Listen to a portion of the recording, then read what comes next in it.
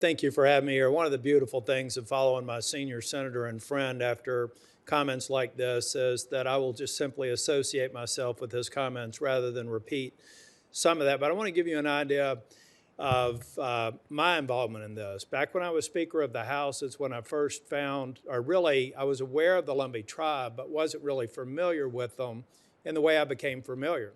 I went down there. I saw a cultural center. I saw the work that they were doing in the community. I learned their history.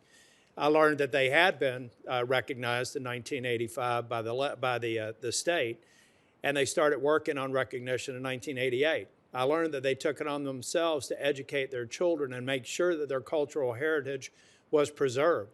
I learned that by congressional action, decades later, they denied them that privilege. They were not allowed to teach their children anymore. I learned that their academic performances suffered mightily as a result of that, and I think you'll hear that in Chairman Godwin's comments a little bit later on. I learned that for 133 years, there's an odd thing going on with the Lumbee that is unparalleled by any other tribe that's tried to seek recognition. I also learned that their continued investment is what's produced one of the great teaching institutions in our premier university system at the University of North Carolina at Pembroke. I think in the testimony you're going to hear from Chairman Godwin today and from Dr. Hoxie and previous testimony from Professor Campisi, you're going to hear the same thing. They have been in our state for hundreds of years. They have maintained their cultural identity.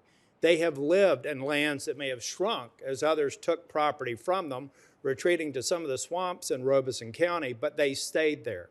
They maintained their culture, they've made the investments, and they deserve to be recognized. And so with a Democrat, I should have to say, for the first 3 years of my tenure here as a senator, I did not sign on to the Lumbee recognition bill. And when I was called on by the chairman to say, why are you doing that? I said, because I don't like making promises that I can't keep. And until I can understand how we create an environment where we can finally seek recognition, I'm not going to give you false hope. What changed? President Trump supported their recognition. President Biden supports their recognition. The administration is going to make a statement today to that effect. The Democrat governor of North Carolina supports their recognition. The Republican-led House and Senate legislature supports their recognition. The vast majority of people in North Carolina support their recognition. So I hope, as we go through this process, that you all will understand the importance it is to the Lumbee people, to me personally, and help us get their recognition done in this Congress. Thank you.